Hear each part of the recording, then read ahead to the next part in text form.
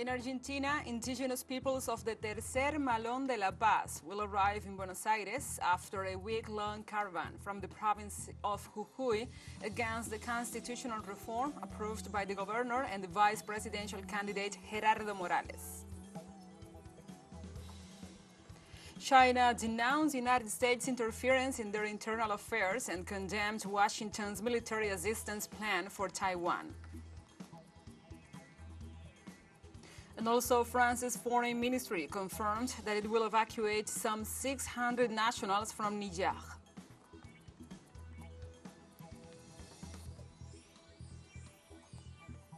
Hello from the headquarters of TeleSUR English in Havana, Cuba. It is a pleasure. I'm Gladys Quesada, and this is from the South. These are the news. Indigenous peoples of the Tercer Malón de la Paz will arrive on Tuesday in Buenos Aires after a week-long caravan from the province in Jujuy in defense of their territories and the natural resources and against the constitutional reform approved by the governor and vice presidential candidate Gerardo Morales. The arrival of almost 1,000 demonstrators in the Argentine capital will coincide with the Day of the Pachamama, so there will be a ceremony in homage to Mother Earth and other activities. The mobilization to Buenos Aires is being held to demand that the Supreme Court of Justice rule on the unconstitutionality of the reform of the Jujuy Constitution and for the National Congress to sanction the law of indigenous community property. In the province of Jujuy, demonstrators have denounced institutional violence, persecution, and detention of protesters. Let's move on to Guatemala. There, the printing of ballots for the second round of the elections that will define the next president and vice president of the country is progressing. The 9,486,000 ballots are expected to be delivered next August the 4th, according to the schedule of the Supreme Electoral Tribunal.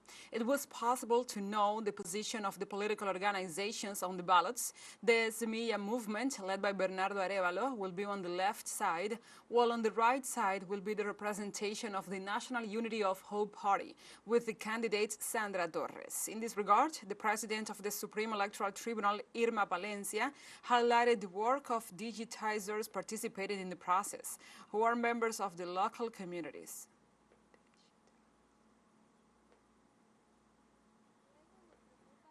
We are also concerned because the data entry clerks are temporary workers. They are young people from the locality. They were chosen locally by the coordinators. So we are concerned about them because just for a few days of work, we can put them in a difficult situation when they are citizens, apart from the fact that most of them are young. There are also people a little older, but most of them are young, and they are providing a service to the country. Also in Guatemala, National Prosecutor Juan Gerardo Guerrero denounced the arbitrary use of justice to interfere in the electoral process in the country. For us, Judge Freddy Orellana and the Special Prosecutor's Office Against Impunity have committed a series of acts that clearly allow us to include it in the figure of executory life, because they are overreaching and continue using the law against organized crime and also continue using the law of money laundering or other assets to criminalize the members of the political party. In Venezuela, the president, Nicolás Maduro Moros, during his program Maduro Más, emphasized the importance of Venezuela's participation in the BRICS. The role of the BRICS leadership is very important in the construction of a new world. The BRICS is the driving force behind the emergence of the multipolar world. And now, they are considering the expansion of the BRICS, giving participation to new countries. Venezuela made its proposal to join the BRICS. We hope that it will be positively valued by China, Brazil, India, South Africa, and Russia. We hope for a positive response so that Venezuela, happily sooner than later, we join the dynamics of the BRICS to learn, to support, and to help. Meanwhile, the president also highlighted the importance of the Palestinian cause, in which Venezuela participates in the struggle for peace, expressing that the Arab world must show solidarity and raise its voice against the genocidal intention. The Bolivarian Republic of Venezuela endorses the cause of the independence of Palestine, of dignity and peace in Palestine, of the recovery and territorial integrity of all the territories of Palestine, according to the mandates of the United Nations Organization. And we support the Palestinian people, the Palestinian youth, the Palestinian women in their fight against the abuses of the terrorist governments that from the state of Israel massacred them, murdered them by tens, by hundreds. The voice of the Arab world must be raised in a united way, a single voice of the Muslim peoples,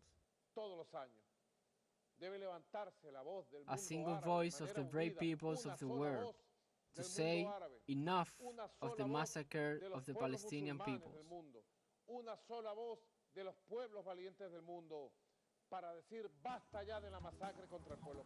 Let's take a short break, but remember you can join us on TikTok at TeleSUR English, where you will find the news in different formats, news updates and more. Other stories coming up, stay with us.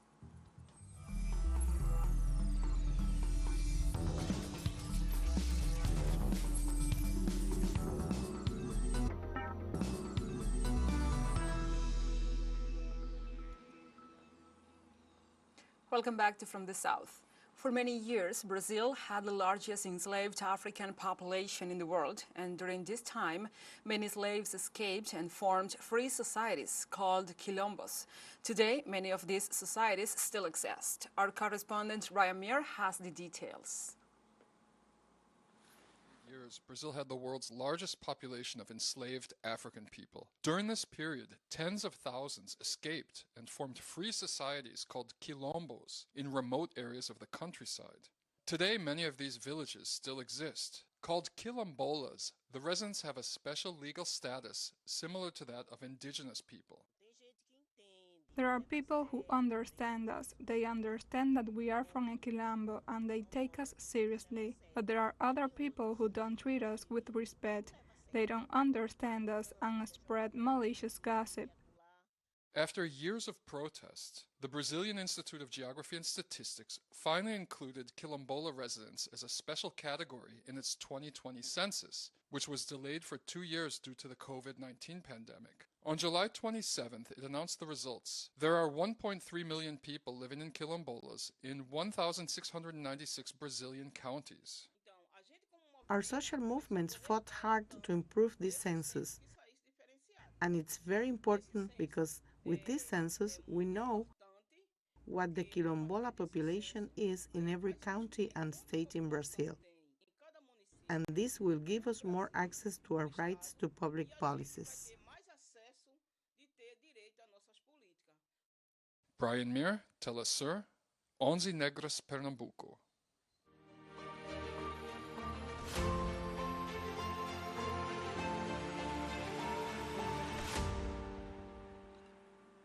Now we move on to other topics. On Monday, Russian Defense Minister Sergei Shoigu confirmed thousands of Ukrainian casualties and emphasized the advance of the Russian armed forces in the field. According to Shoigu, the Ukrainian military lost over 20,800 troops and more than 2,200 items of military hardware, including 10 Leopard tanks over the past month. Additionally, the defense minister thanked the entire Russian military personnel participated in the special military operation in Ukraine for their service, their courage and heroism. As the Russian defense ministry reported, the Ukrainian army has been making unsuccessful offensive attempts since June the 4th. The minister also noted that with the failure of the so-called counter-offensive, Kyiv is focused on carrying out terrorist attacks against civilian infrastructure on the Russian territory.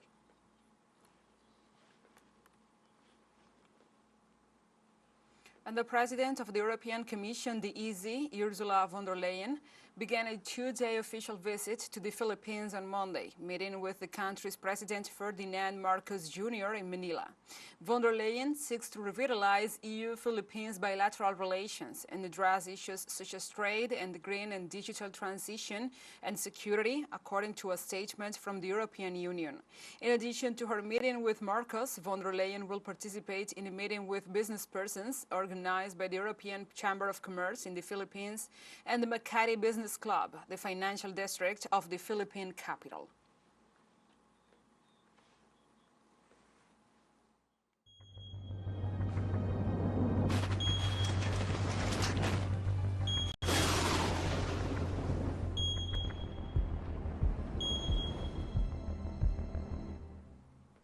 Now we address other topics. On Thursday, at least 11 people have died and 27 are missing due to the heavy rains that have affected the Chinese capital, Beijing.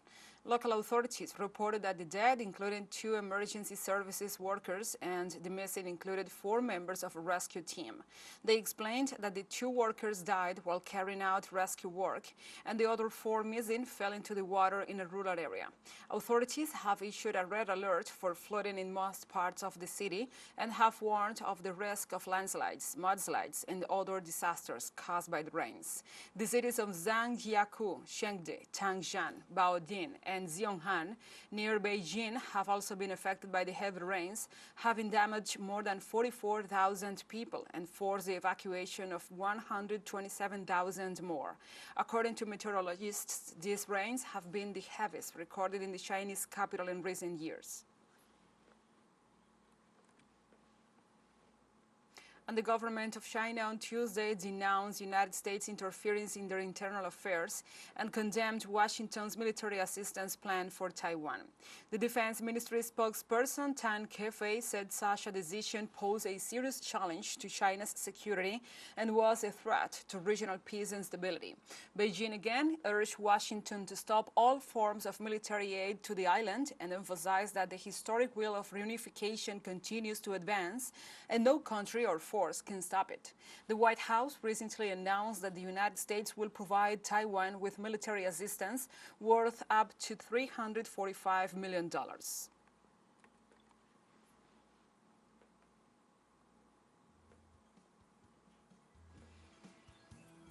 And TeleSUR English launches its own videos on demand site for you to go and revisit our interviews, the top stories, the special broadcastings, and more.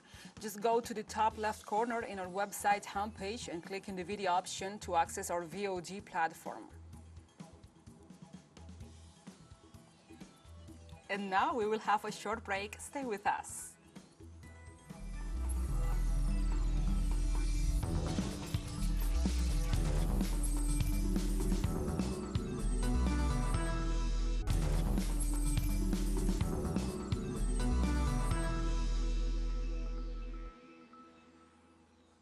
Welcome back. On Tuesday, France's foreign ministry confirmed that it will evacuate some 600 nationals from Niger. The Minister of Foreign Affairs, Catherine Colonna, assured that the security situation in the West African nation is deteriorating. The Foreign Ministry has therefore specified that it is preparing the departure of French and European nationals who decide to leave the African country. While she did not explain whether the more than 1,500 French military deployed in Niger will intervene, she did claim they must take advantage of the relative calm that is observed in Niamey, the capital of the country. The head of the French diplomacy again disowned members of the military junta about an alleged armed incursion by her country. Colonna also did not link Russia to the events in Niger, although she said that they could take advantage of the situation.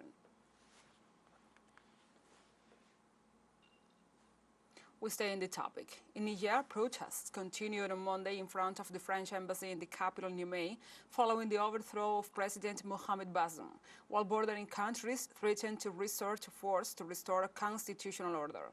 Thousands of supporters of Niger's military coup junta marched through the streets of the capital, strongly condemning France for its intervention in statements against the African nation. The demonstrators attacked the French embassy, demanding the withdrawal of all foreign military military personnel from the country. The demonstrators denounced the fact that Paris maintains a contingent of 1,500 military personnel in Nigerian territory, while the United States has reserves of more than 1,000 people, as do Germany, Italy, and other Western powers. Le gouvernement de transition du Burkina Faso et du Mali. 1. The transitional governments of Burkina Faso and Mali, 1, have expressed their fraternal solidarity of the people of Mali and Burkina Faso with the brothers in Niger, who have decided of their own accord to take their destiny in hand and to assume their sovereignty. 2, denounce the persistence of the regional organizations to apply sanctions that aggravate the suffering of the population and imperil the spirit of Pan-Africanism. 3. Refuse to apply these illegal, illegitimate, and inhumane sanctions against the Nigerian people and authorities. 4. Warn that any military intervention against Niger will be considered as a declaration of war against Burkina Faso and Mali. I repeat, 4. Warn that any military intervention against Niger will be considered as a declaration of war against Burkina Faso and Mali. On Tuesday, Cambodia's National Election Committee confirmed the ruling party's victory. Cambodia's National Election Committee confirmed on Tuesday that the ruling People's Party has won 120 seats out of a possible 125 in the National Assembly, further the disputed July 23rd elections. In total, the Cambodian People's Party won nearly 6.4 million votes, while the National United Front for an Independent, Neutral, Peaceful and Cooperative Cambodia took the other 5 seats after winning just over 716,000 votes, according to the Phnom Penh Post. Last week, after 38 years in office, Cambodia's former Prime Minister Hun Sen handed over the baton of power to Hun Sen last week. After 38 years in the helm, Cambodia's Prime Minister handed over the baton to his eldest son, who is also currently the head of the Cambodian army.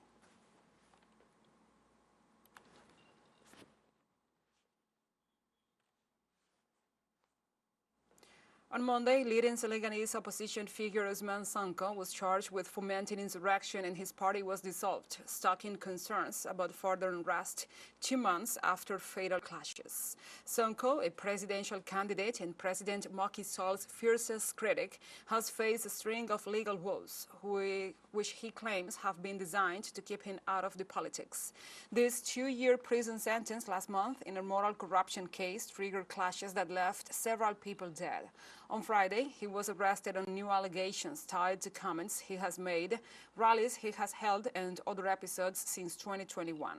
The new charges include undermining the state security criminal association with a terrorist body, disseminating false news, and theft. Senegal's public prosecutor said this new legal affair had nothing to do with high-profile moral corruption case for which Sonko was sentenced on June the 1st. We demand Sonko's immediate release and that the authorities restore the internet connection. We expect him to be released and to make a statement calling for an end to the demonstrations. We also call for the release of all political prisoners who have been arbitrarily and illegally detained. If Ousmane Sonko is arrested, the whole of Senegal will come to a standstill. The state must release Sonko if it wants peace to return. Sonko is our leader. We carry him in our hearts and will do whatever he asks us to do. As long as he is in prison, we will keep fighting, even if it takes all eternity. We'll never give up. On Sunday, a total curfew was imposed in a state in northeastern Nigeria, where hundreds of residents engaged in massive looting of shops and public warehouses where food was stored. Teenagers living on the streets started the looting, but were soon joined by hundreds of residents who entered these places where food, especially cereals, was stored before taking them away. Local police said security personnel had been deployed to enforce the curfew and prevent future looting. Nigeria, the most populous country in Africa and the continent's largest economy, has been facing a serious economic crisis since 2016, worsened by the coronavirus pandemic. For the past 2 months, poverty has worsened in the country as the new president, Bola Tinubu, has taken a series of economic measures aimed at reviving long-term investments, but with serious effects on household wallets. On this Monday, thousands of Ugandans thronged the palace grounds of the country's largest kingdom, Buganda, defying rain as they danced and ululated to mark 30 years since the coronation of King Ronald Muwenda Mutebi II. School children performed songs during the celebration at the hilltop palace of Kampala, and officials from the kingdom and the central government watched. The king, known as the Kabaka, occupies a largely ceremonial role, but has previously had run-ins with the government of President Yoweri Museveni, who has ruled over Uganda with an iron fist. In 2009, the authorities closed down the Buganda-run radio station CBS for a year, accusing its broadcasters of inciting hatred after people loyal to the monarch began rioting in Kampala over the government's decision to restrict his movements within the kingdom. At least 27 people died during the anti-riot operations conducted by the security services. Many in Uganda despised Museveni's rival, former President Milton Obote, because he outlawed tribal kingdoms and forced the Kabaka into exile. The Kabaka is the custodian of our heritage. He heads the heritage. He is the embodiment of what we stand for as the people of Buganda. So he's a symbol of unity and continuity. So every time he appears, like he has done today, it's like everyone sees themselves in him. And the kind of lives we lead, the kind of responsibilities we have, even from a cultural perspective, everyone sees themselves in him. So that's why everyone is so happy when they see him. And we have come to the end of this news brief. Remember, you can find these and many other stories on our website at telesurenglish.net. And also, if you feel so inclined, please join us on social media for all the latest news. We are on Facebook, Twitter, Instagram, Telegram, and TikTok. For TeleSUR English, I'm your anchor, Gladys Quesada. Thank you for watching.